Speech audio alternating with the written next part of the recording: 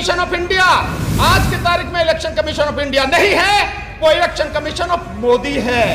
BJP electronics limited बन गई है भारत इलेक्ट्रॉनिक्स लिमिटेड की जगह पर। एक है डॉक्टर पार्थसारथी, ये एक डायरेक्टर हैं कि किस पार्टी को, किस कैंडिडेट को कितनी वोट देनी है, कितनी नहीं देनी, किसको जिताना, किसको हराना, ये सारा वो काम ये कर रहे हैं। और इससे बड़ा विश्वासघात क्या होगा? और तभी वो 56 इंची कहता है कि एक अकेला सब पर भारी, और तभी वो कहता है कि 400 पार 300 पार, क्योंकि बीजेपी के आदमी सारे वहां बैठे हैं। कुछ नहीं मिलेगा। रोना धोना बंद करो, यूं हाथ रख के भीख मांगना बंद करो, शेर के पंजे की तरह बनाओ। जो इस समय सबसे ज्यादा जरूरी है, इन समस्याओं का समाधान कैसे हो। और हमारे सामने जो बिल्कुल दिख रहा है, जो सबसे बड़ा संकट है, उस संकट से हम कैसे निजात पाए, उस संकट से कैसे हम बाहर निकलें, उस संकट को हम कैसे रोकें। सबसे बड़ी समस्या इस समय यह है।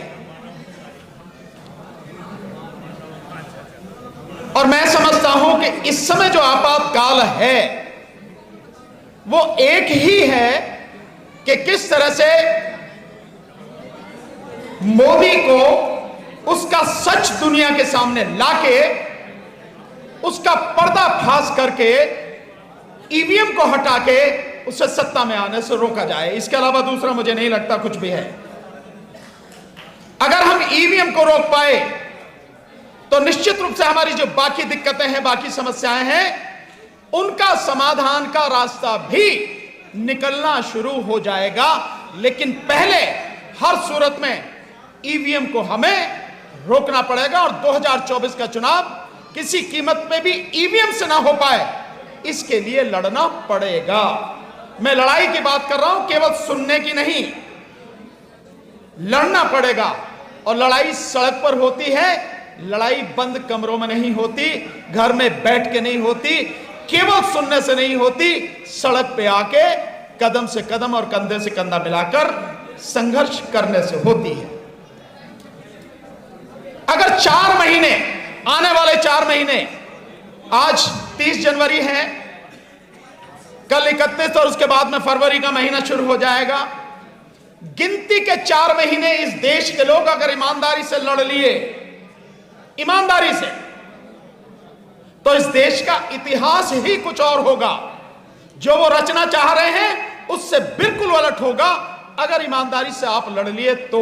और जितने लोग यहां बैठे हैं, अगर इन्होंने भी ईमानदारी से काम किया तो दिल्ली को खड़ा करने में 15 दिन से ज्यादा नहीं लगेंगे। और अकेले दिल्ली अगर खड़ा हो गई तो सरकार घुटनों पर आ जाएगी। अगर दिल्ली खड़ा हो गई तो अब हमें सिर्फ काम ही करना है। और काम क्या करना है?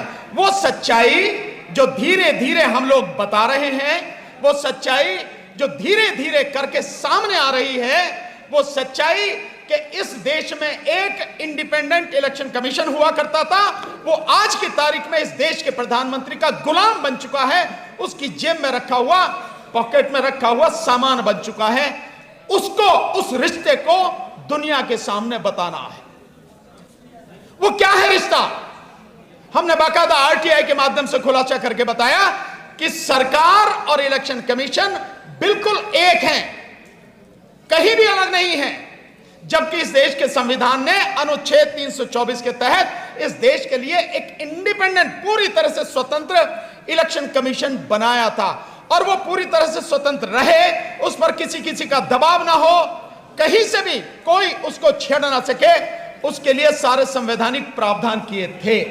लेकिन इस ईवीएम को लाकर, इस ईवीएम के माध्यम से जो कंपनियां मशीनें बना रही हैं, एक ECIL हैदराबाद यानी electronic corporation of India limited, और दूसरी BEL भारत इलेक्ट्रॉनिक्स लिमिटेड, ये जो दोनों कंपनियां बना रही हैं, ये दोनों कंपनियां भारत सरकार की हैं। ये बाकायदा आरटीआई के माध्यम से हम लोगों ने खुलासा किया।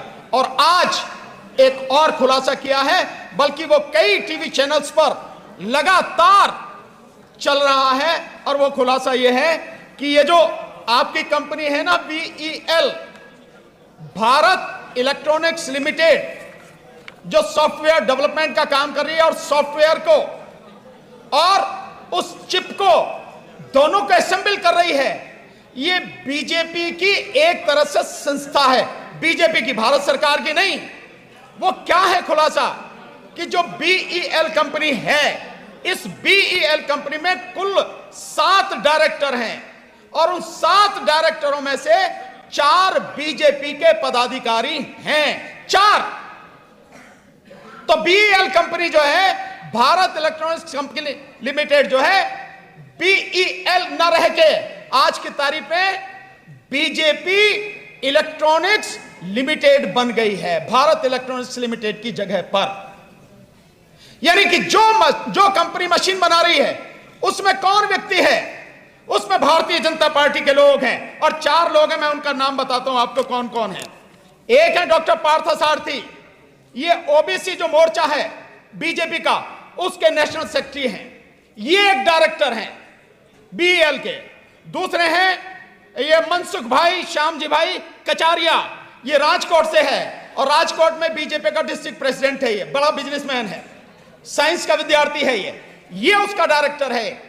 और तीसरा है शिवनाथ यादव, ये उपाध्यक्ष है उत्तर प्रदेश भारतीय जनता पार्टी का और बनारस का रहने वाला है ये व्यक्ति, ये भी उसका डायरेक्टर है। और चौथा है श्रीमती श्यामा सिंह, ये फॉर्मर वाइस प्रेसिडेंट रही है बिहार से बीजेपी की, ये भी डायरेक्टर है। यानी 7 में से 4 डायरेक्टर उस कंपनी के जो बिल्कुल अलग होनी चाहिए थी, उसमें ये बीजेपी के लोग हैं। और ये सारे वो लोग हैं जो सॉफ्टवेयर डेवलपमेंट का काम करते हैं और सॉफ्टवेयर और जो चिप है वो कैसे काम करेगी वो करते हैं। मोटे मोटे शब्दों में कहो कि किस पार्टी को, किस कैंडिडेट को कितनी वोट देनी है, कितनी नहीं देनी, किसको जिताना, किसको हराना, ये सारा वो काम ये कर रहे हैं। और ये जो सारे लोग हैं, इनको जो एक कमेटी है इलेक्शन कमीशन की एक्सपर्ट कमेटी, उसमें भी 4 जो साइंटिस्ट हैं, जो IIT के लोग हैं, वो भी सारे के सारे बीजेपी के आदमी हैं। तो जो कंपनी EVM बना रही है, वीवीपैट बना रही है, वो पूरी तरह से बीजेपी के कब्जे में है। इससे बड़ा इस देश के लोगों के साथ धोखा क्या होगा और इससे बड़ा विश्वासघात क्या होगा। और तभी वो 56 इंची कहता है कि एक अकेला सब पर भारी, और तभी वो कहता है कि 400 पार 300 पार, क्योंकि बीजेपी के आदमी सारे वहां बैठे हैं।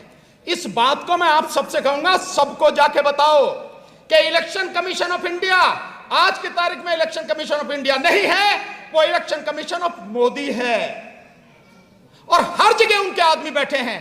एक बार इस देश में अगर हम सब लोग कामयाब हो गए इस EVM को रोकने में और बैलेट पेपर से चुनाव हो गया, 400 पार क्या, मैं दावे के साथ कह रहा हूं, मोदी अगर 40 भी पार कर जाए तो बता देना आप 40 पार नहीं कर पाएगा।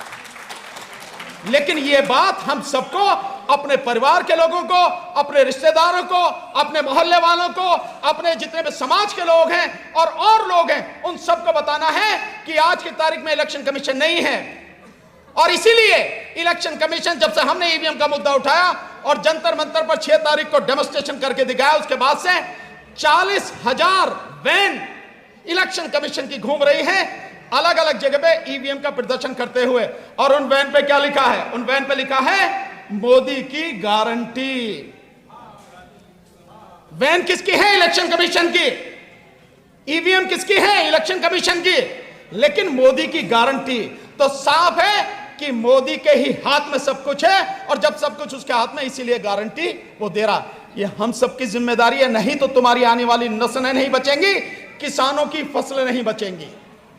इसलिए ये सिर्फ 4 महीने हैं। इन 4 महीनों में जितनी मजबूती के साथ लड़ सकते हो लड़ो, लोगों को जगाओ, सड़क पर लेकर आओ, और चाहे जो भी कुछ हो जाए, मरना है तो शान से मरेंगे, लड़के मरेंगे, गीदड़ की मौत क्यों मरेंगे, घर में बैठ के क्यों मरेंगे, सड़क पर मरेंगे। यही हमें काम करना है।